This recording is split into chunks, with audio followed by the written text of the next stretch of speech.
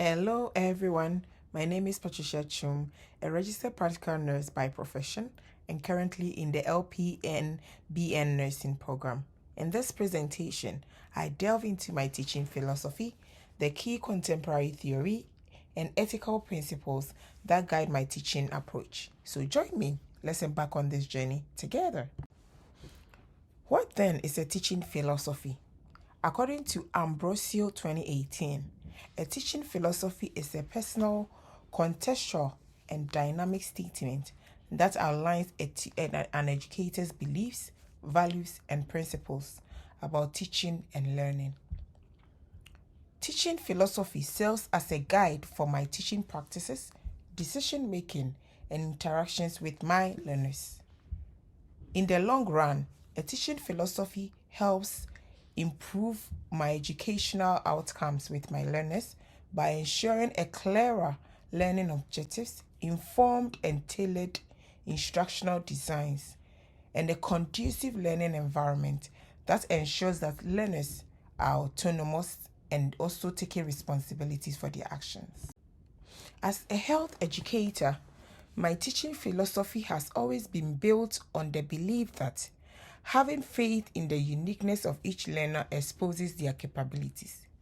And this is born out of a research by Tomlinson 2015. Meaning, I must and always incorporate differentiation in my teaching approach since all learners are not the same. Some may depend on visuals, auditory, or both to understand abstract and complex ideas. Some may prefer to learn on their own, others may do well in small groups or even larger groups. The three key principles or values that guide my teaching are 1. Cultural diversity and inclusion, student-centered learning, and building a positive relationship with my learners. Cultural diversity and inclusion is a very important value as a health educator. What then is cultural diversity and inclusion? It refers to the presence of different cultures, races, ethnicities, and identities within a community or society, as said by Banks 2016. This core value helps me create a learning environment that values and respects the cultural backgrounds and identities of my learners. It fosters a sense of belonging and inclusivity in my classroom and helps address issues of inequality and social justice. As we can testify, Canada is a multicultural country, and so having this value helps me to incorporate and learn about others' culture as well in order to be a very good health educator.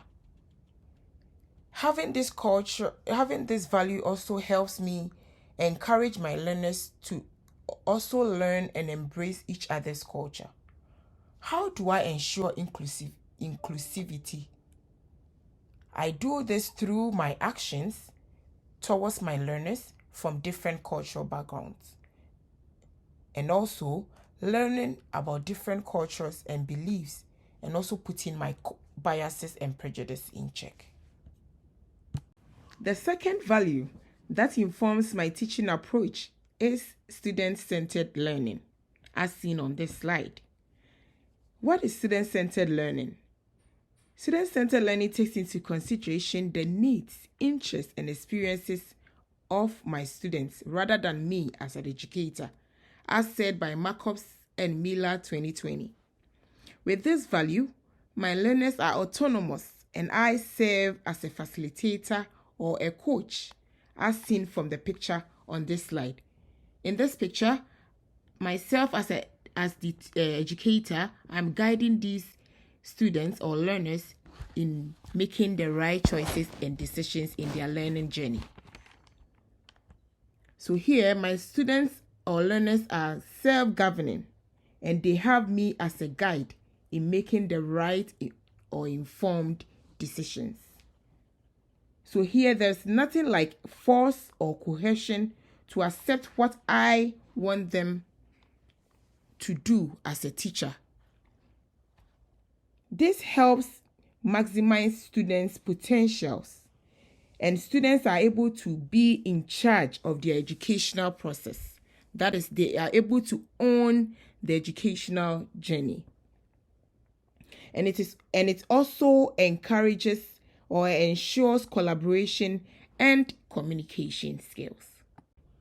The last but not the least value that guides my teaching approach is building a positive relationship. Building a positive relationship is the foundation of effective learning experience, according to Hamry and Allen 2017.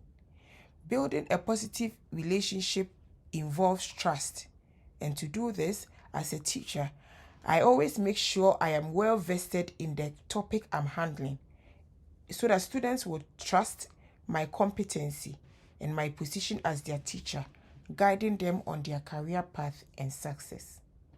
To ensure a positive relationship, there is the need that I must always ensure privacy and confidentiality of the information I am privy to know about my students. This will help them trust and feel safe in sharing their information with me, because as a teacher, I may sometimes serve as a counselor to my learners. To ensure a conducive environment, I must respect my learners' decision and choices after presenting the right information available to them and their consequences. There should not be any instance of force or coercion whatsoever by me. The humanistic approach is my contemporary key theory that informs my teaching.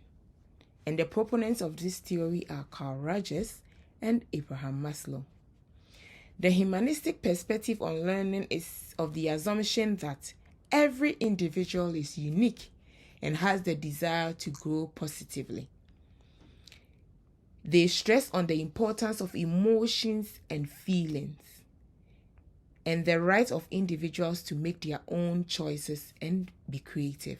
That is to say, as a health educator, how I make my students feel in their classroom will impact how best they do in their academics. If the students feel involved, they will give out their best. If they feel I am being biased towards them, it can also come out to affect their education and academics. Abraham Maslow, one of the proponents of this theory, emphasized the importance of the hierarchy of needs to learning, which includes physiological needs, safety needs, love and belonging needs, esteem needs, and self-actualization needs. He believes that in order to reach the self-actualization needs, all these 4 needs must be met. That is to say, as a teacher, if my learners are not getting their basic needs like food, water, or safety needs like feeling safe and being loved, it can impact how best they do academically in the class. Having knowledge of these human needs helped me to get to the root cause of my learners' struggle in their academics. Furthermore, the humanistic theory has helped me as an educator to holistically understand and prioritize the needs of my learners. It has helped me to tailor my approach of teaching to suit each learner's unique capabilities and strengths, whilst empowering them to better their weaknesses. Again, it has helped me to understand my learners better. This in the long run has created a positive learning outcome and results for my learners. On the other hand, some have criticized the humanistic approach as being or promoting self-centered learners who cannot take criticism. But I believe that the humanistic approach helps create self-awareness rather than self-centeredness. That is to say, learners are encouraged or empowered to become self-aware, self-directed, and socially responsible. Additionally, to continuously be an effective health educator, I have fundamental guidelines that govern my behavior, decision making, and daily actions. And these are justice and respect for autonomy. What is justice? Justice, according to Bastables et al. 2020, means fairness. Thus, treating all my learners equally, without prejudice, and the equitable distribution of learners' benefits and burden. Treatment of my learners should not be based on social status, economic worth, or personal preferences. Having this principle helps foster trust and respect between myself and my learners. Also, it creates a supportive environment for learning and building each learner's capabilities whilst improving on their challenges. Additionally, another principle that I hold dear as an effective health educator is the principle of autonomy.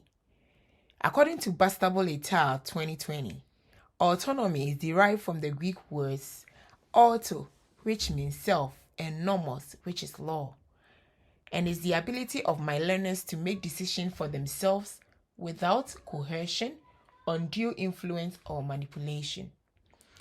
To ensure that my students exercise their autonomy, as an educator, I must ensure that there is informed consent. I must ensure privacy and confidentiality and be truthful with the information I present to them, so they can make informed choices and also be liable to those choices. To ensure that my students exercise their autonomy, I must also be mindful of the language and the tone I use in conveying information and instructions to them. However, autonomy does not negate responsibilities. I always make sure my learners understand that they are liable and accountable to the choices they make based on the information I present to them. As a health educator, these principles helps empower my learners to own their learning journey. It promotes respect and trust between myself and my learners. It also helps tailor education based on each student's needs. In concluding, as a health educator, it is always my joy to see my learners succeed in their unique capabilities. And this belief has always centered on the humanistic perspective, which emphasizes on the value and dignity of each learner. I do this by embracing positive relationship, cultural diversity and inclusion, and the autonomy of my learners. I create impactful and result-oriented approach that helps students excel academically and also develop their work ethics. Thank you for your time.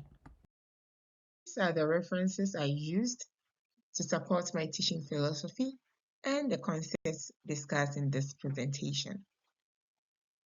Thank you, and we stop here for any questions or concerns.